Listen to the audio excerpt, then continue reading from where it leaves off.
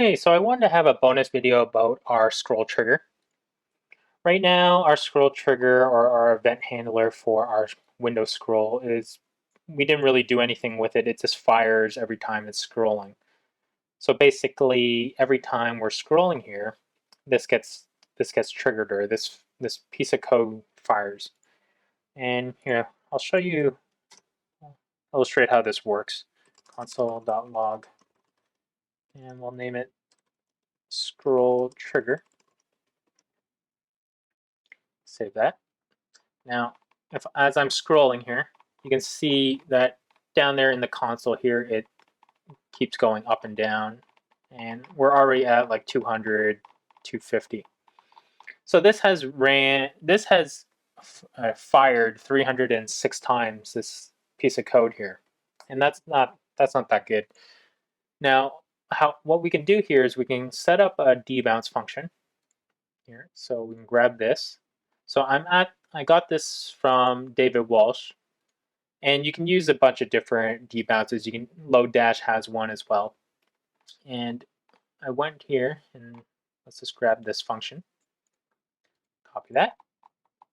Let's paste it to the bottom.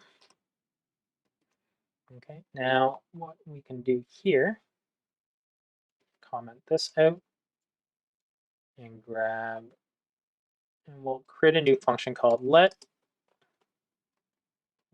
toggle sticky nav equals debounce. And we'll do this. And we're going to give it a 250 millisecond delay.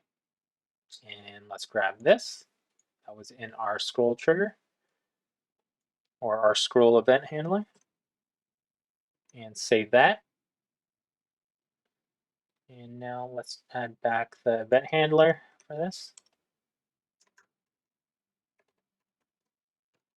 And what we're going to do is just grab our function there, save that. And hopefully as I go back here,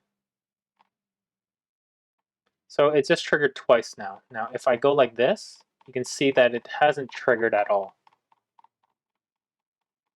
And then until I go down here, then it's triggered a third time. I go scroll to the top, now 5 times. So out of all of that, it's only ran 5 times versus the 300 some odd times that this did it. So usually if you have some kind of scroll event or a resize event that gets fired a lot, then it probably makes sense to place it into a debounce like this. Okay, so that's all I wanted to cover for this. All right, so I'll talk to you guys hopefully soon in another video. Thanks for watching the video. I hope you enjoyed the content so far. If you have any questions or feedback, please leave a comment down below. To stay updated with the latest content from the channel, you can subscribe by clicking right here in the middle.